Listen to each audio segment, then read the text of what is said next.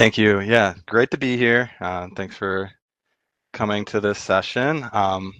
Hopefully I can share some useful things. Let me bring the deck up here. All right. So the first thing for today's agenda I'm going to start with is just like an introduction to kind of my own tooling journey with QuickSight and how I got to making this CDK tool. Yeah, so we're just going to go over that, kind of what led to this tool that I'm using. Makes my job, my life a little easier managing QuickSight. And I'm going to go over this is all open source. So the code's out there to get, to deploy in your own environment. And then they're just, I'm updating this pretty much every day. So there'll be more updates to the tool. Hopefully get more of the community involved.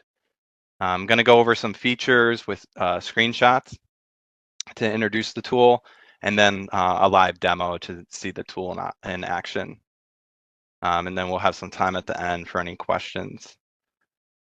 So why, like, the overview of like what led here is I've worked with QuickSight for years and all different types of accounts, and one thing that is a common pain point is just visibility into dependencies from like dataset into analysis into a dashboard. So like what datasets are being used, what data sources. And then if you have like multiple authors or groups authoring, a lot of times you just end up with duplicated or old things, kind of just clutters up everything.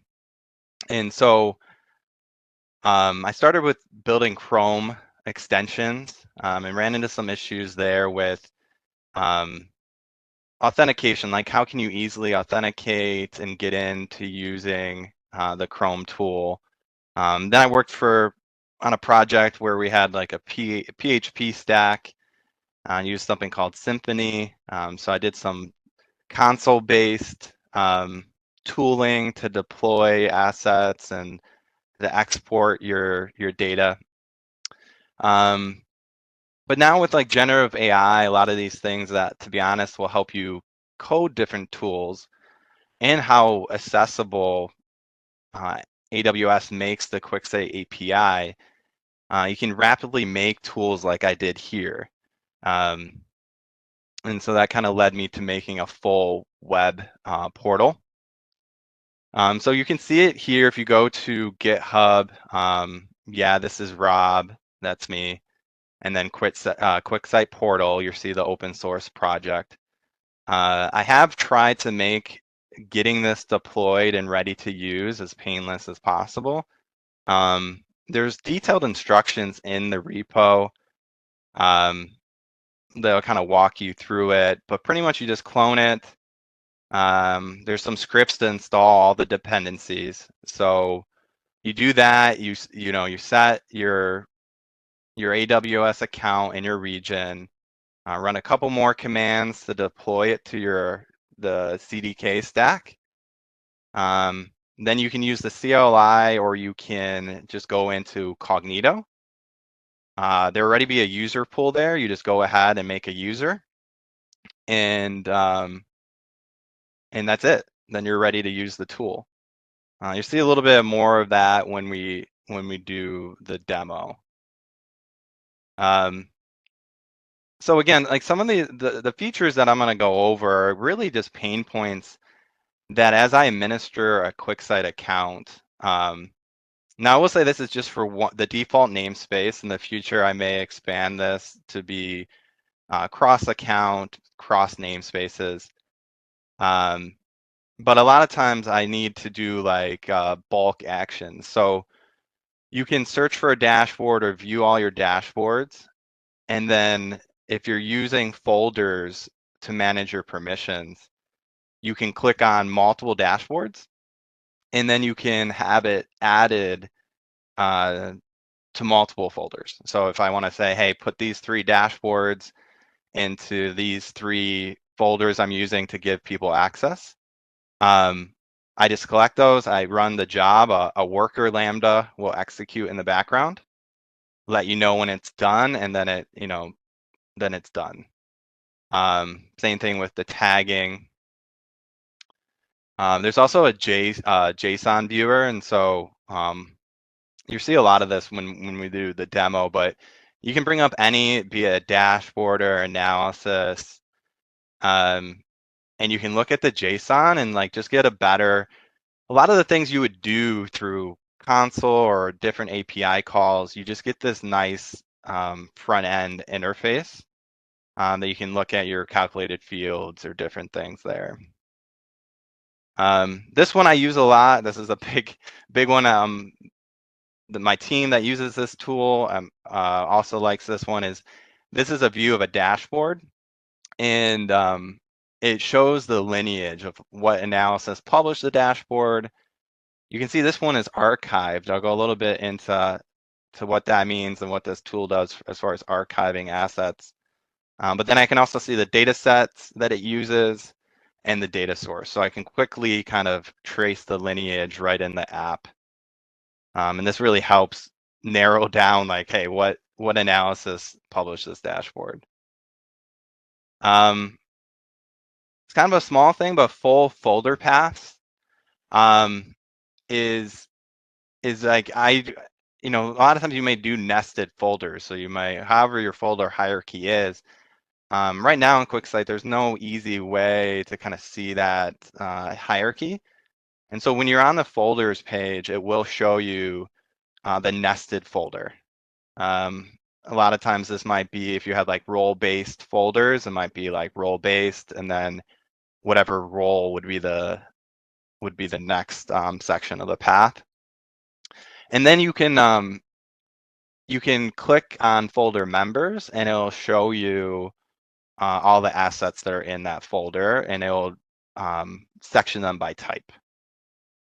You can also, this is built into QuickSight through the API calls. You don't see it in QuickSight's front end today, but any type of resource you can tag like any other AWS resource.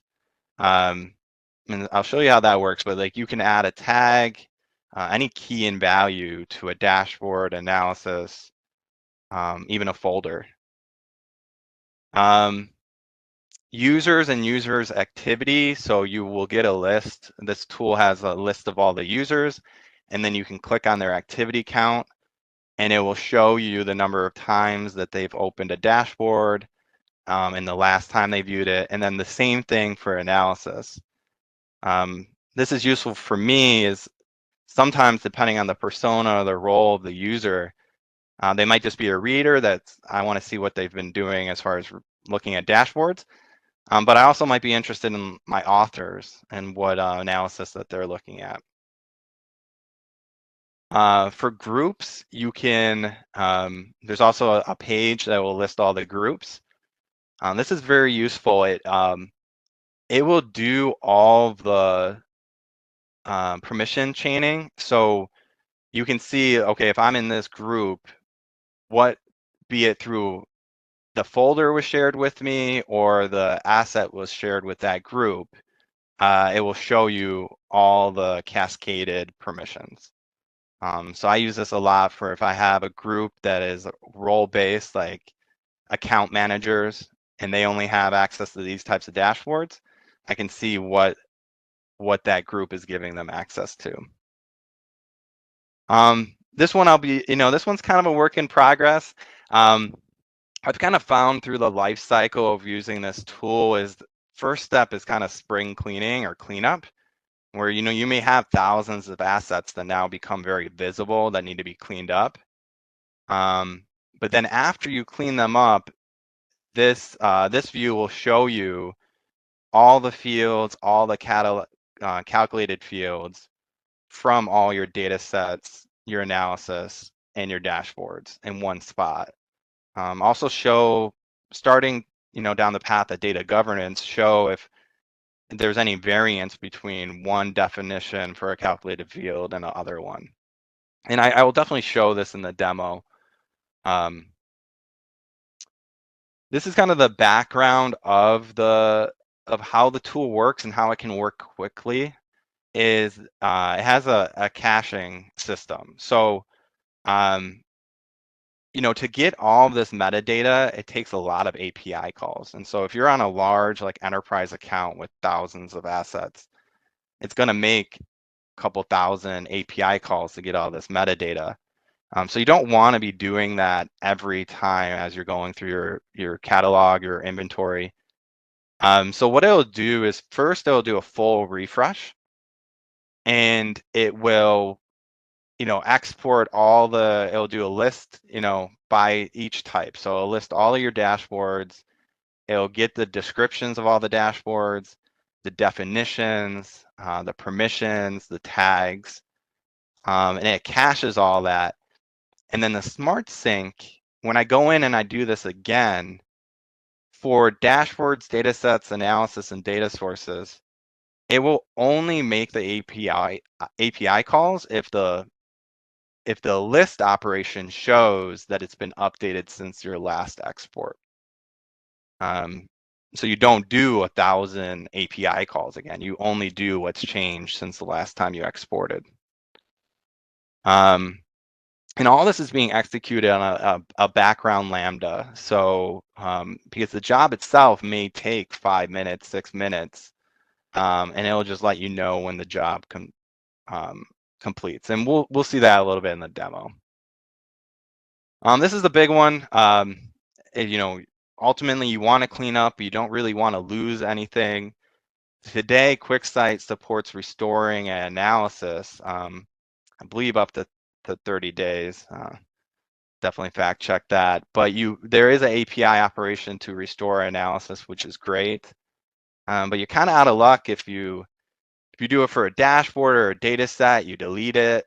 And so what will happen is when you do this export and anything that's deleted since the last time you exported, it will automatically move that metadata in an S3 bucket. It will move that to an archived folder. And so you still have, and it'll say asset was deleted, but this will automatically back up that metadata, and you can just click on this button, and I'll demo this, and it will recreate the dashboard for you. So let's go into the demo because I think, I kind of have to see it. Now like I said, the Cognito, I have explored maybe using Okta or other, and maybe Amazon IDP. But right now I just use Cognito. It's pretty straightforward. The CDK can automatically deploy the user pool and set it up for you. And all you need to do is go in and make that user. So I made a user for this demo, demo@demo.com. So we can just get in here. And I've already exported. I mean, this is just my test account. So, there's not a lot of assets in here. But you can kind of see the product here. So you have permissions. I can click on here.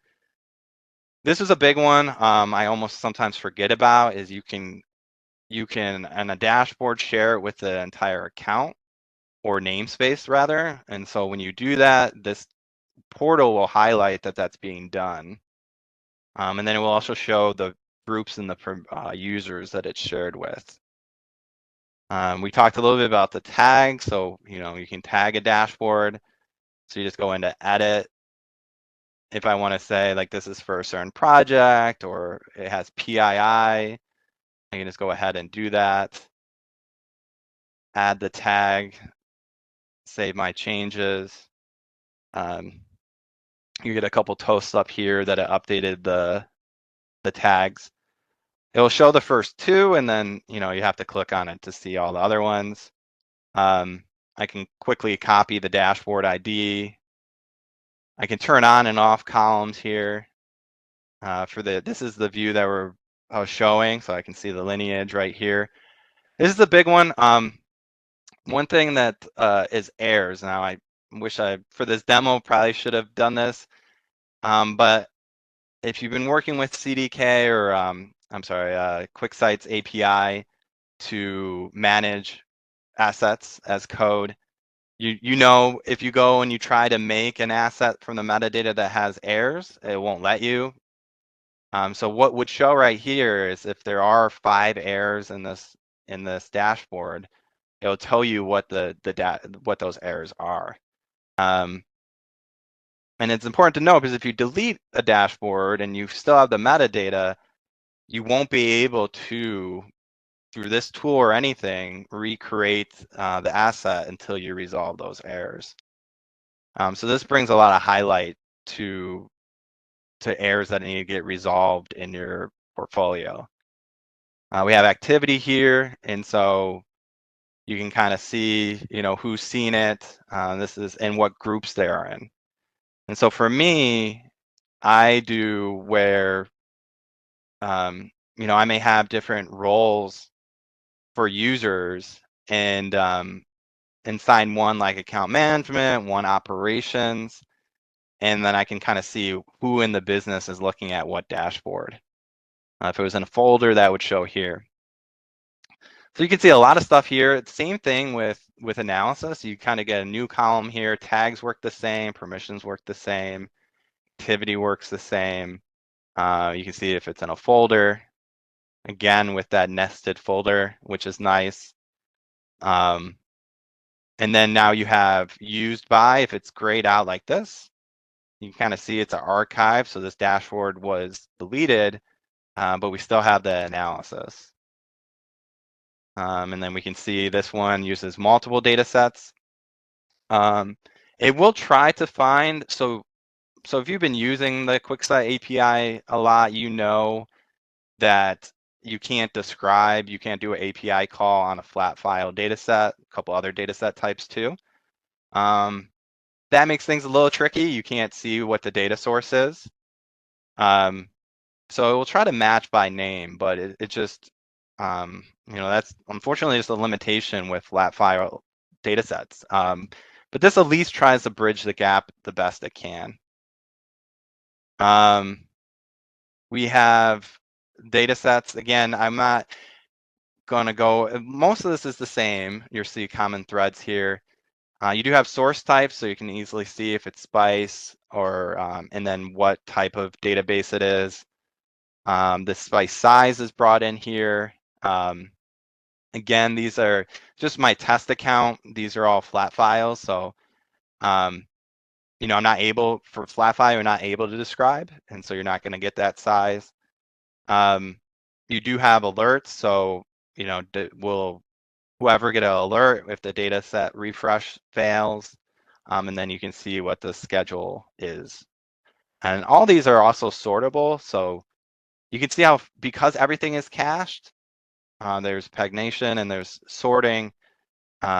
Everything's pretty quick because you're not making any live API calls. You're using your cached data, which is very helpful when you start getting into thousands of assets. Same thing for data sources. You will see the flat file data sources are here, which you really only see in the API calls. And you can move them into folders and you can delete them. You can do the bulk deleting here. You can view the JSON as well. All those things. Folders, this is where we get some helpful functionality. Still, you can do the tagging. You can see the different members in the folders that we talked about. You can remove them from folders.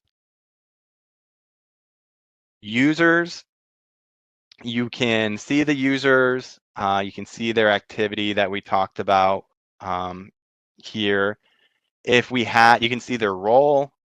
You can search as well. And so if I just have one user, probably should have made a couple for this demo. You can see what groups there are, but all these columns are sortable and searchable. You can also export the user list, which is not something out of the box with QuickSight. Same thing for groups. This one I use a lot. You can have members and so you can see the members. That helps. Assets, you can see here the different different access the groups have. So this group has one member, and the way that I've added it to either folder permissions or direct access, this is, you know, all the dashboards or analysis that that group has access to. Really helpful when you start using groups for role-based permissions, in addition to the shared folders. Adgestions, I don't have anything here, but as we work down into export, there is an option here to export adgestions. So that just kicked off, again, the worker Lambda. You will see down here a history of all the jobs, be it for export, and you can kind of see what it's doing. And so it's, you know, batching, it's exporting all the data sets and things like that. For this one, it was just for the ingestion. So I start to see, you know, all the ingestions I had, how long they took, the number of rows, things like that. I think a lot of this, you know, the project's still in development. I'm adding things all the time. If you did have, this is other pain point, if you did have an ongoing ingestion and you click the little dots here, you should get a cancel ingestion option. And that should stop like a long, like, you know, a long running ingestion that you can't today kill in the QuickSight app. And then this is you can just do a sync on one asset type and start an export. And then it will go through and do that, hey, check, and we'll see it, and you'll see it in the log history. So it, you know, it knows it's just doing that one type. It's comparing the list with the cache. It's saying, hey, this hasn't changed. There's no need to do anything else, and then it's done. If that had, you know, changed, then it would go through all the updates. This is also where you refresh the activity, and it will get the last 90 days CloudTrail activity. This is the archived assets. So any, you know, if I'm using this in a production account, I may have 700 archived assets here. I can find the one I need and then restore it. You know, and I can also change a couple things here, but mostly I just go ahead and I say restore. It'll do a, you know, a job, or say down here, the progress, it says it restored it. Then I can go back in. Let's see. Should show here. I'm not sure if that is not working the way it should, but that's kind of how it would work, and then you would see it show back up in dashboards. The last part, as you can see, this is like kind of like a Swiss Army knife. So pretty much every annoying or pain point thing that I've run into, kind of putting into this portal. I already ran this, but what this will do is find all the data sources, data sets, and demo analysis that were made maybe before you turned off that feature, that any new user account gets them. And, you know, in a large account, you may have hundreds. This will go find them and delete them all. And I end up, you know, probably doing more things like this for common scripts that you might run to clean up your account.